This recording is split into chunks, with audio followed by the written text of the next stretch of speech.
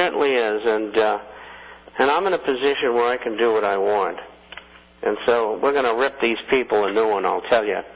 And incidentally, even though gold was off today, generally speaking, the gold shares were up slightly. I don't have the XAU and the HUI as yet. I'll get them after we close here, unfortunately. But that's good. And they were up most of the day. I guess the star performer was Silver Standard. But anyway, nothing to write home about, but they weren't down. And so that's pretty good. Well, let's get to some questions. Is there some kind of reason for the Supreme Court Justice David Souter's resignation? He did not seem that old or sickly. Something's wrong. I don't know what it is. His excuse was, I'm overwhelmed with work. I get a break in the summer, and that's all. Well, you know, David, tough. You know, I work 16, 18 hours a day helping people. You're supposed to be helping people. Make a little sacrifice. And he's younger. He's 10 years younger than I am. And, you know, I get tired of these people. What is he going to do? Go write a book or sit around and look at the lake up there in New England? I just don't understand people. Go ahead, Melody. What is the reason behind the assassination attempt on the Dutch royal family?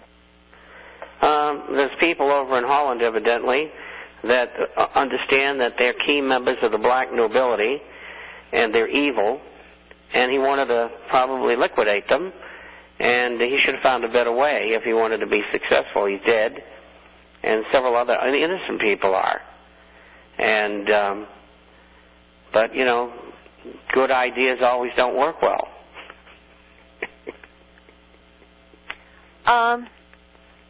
This is the question in from Zen Sheen. He says when his father was at the University of Mexico in 49 and 50, the Mexicans all had weapons and they were openly worn. He went back for 2 years as a freelance photographer in the 60s. The Mexicans have been disarmed by then. How did they accomplish the Mexican disarmament? I don't know. I never lived there long enough to find that out. It's a piece of history, of course. I can look into that. I have friends in Mexico City, and I'll give them an email and ask them why. But I do know this, that I would say 50% of the homes in Mexico have weapons, and they keep them inside the house. It's to defend the home. Usually they're a .38 or a .357 or a shotgun. Some of them have licenses to hunt, so some of them do have hunting rifles. And of course, all the criminals have AKs and ARs. And there are a lot of other people who have AKs and ARs who are not criminals. So people who might think that in Mexico, that the citizens are disarmed are mistaken. They don't have as many weapons as Americans, certainly, but there's plenty of them around. When you talk about the big joke in Mexico is, if you want to buy a weapon, you contact the police department. That is funny. Hey, I got to throw one thing in here, giggler. Just wanted you to know, this is from a subscriber, just came in. Occasionally I surf a site called Ship Plan. SH, Sam, Harry, T as in Tom, F as in Frank, P as in Plan. And they have people's information up there like Gerald Salente, Mex, Kaiser, Farber, and he asked them why I wasn't up there. And they put me up there. So, if you want to go check that out, they're starting to put me up on that site. What is it? SHTFP. SHTFP. Phonetically, Sam, Harry, Tom, Frank, Peter. All right. Okie doke. Incidentally, they've already invited me back on Gordon Liddy's show, so when I'm up there, it'll be in the publication. And but the ones with Fox, they come in so fast, and their ratings were very high in all the stations I went in today.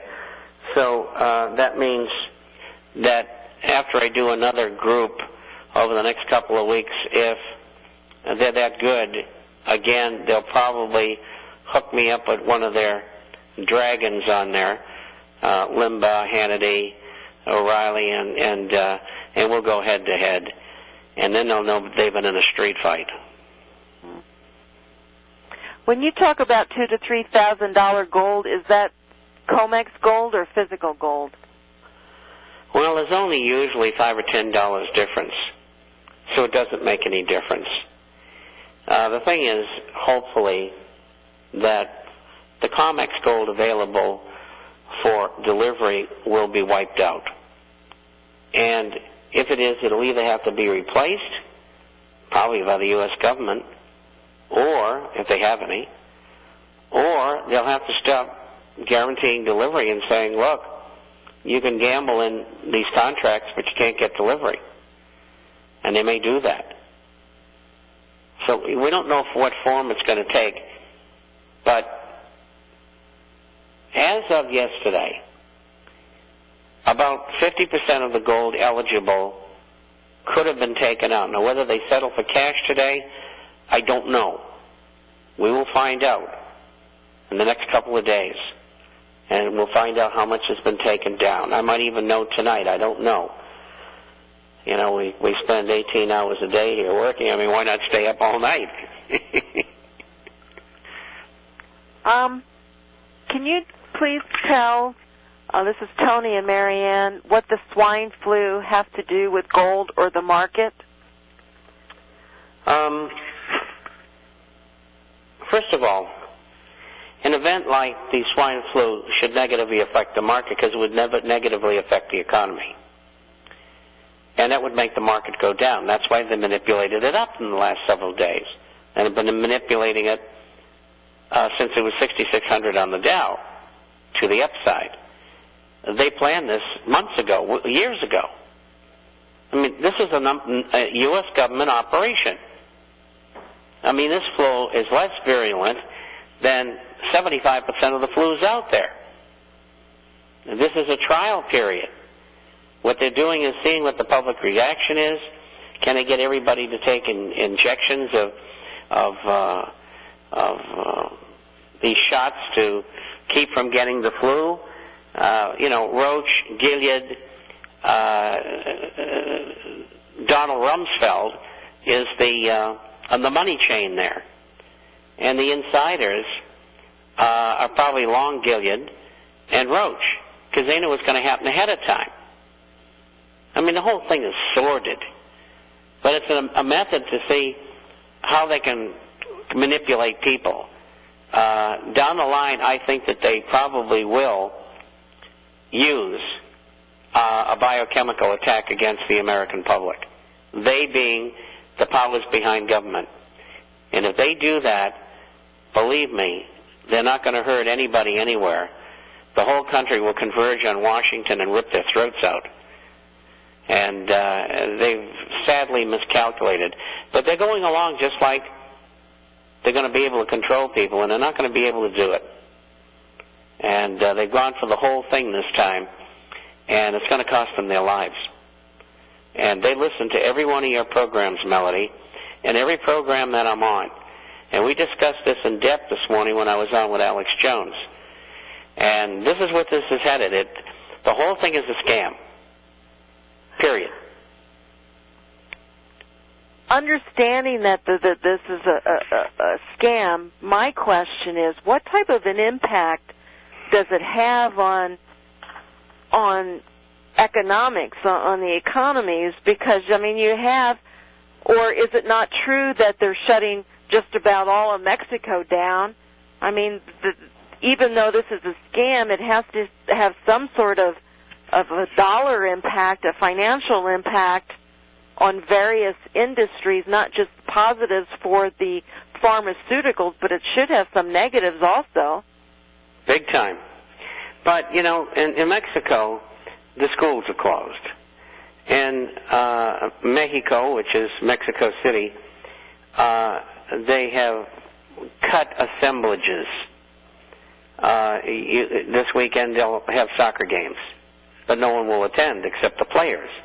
And they'll play the game with no audience. And the museums will be closed and things like that. That is not happening all over the country. Only the children thing. Now, people are going on along with their business all over Mexico, just like they did before, because I've talked to people in Mexico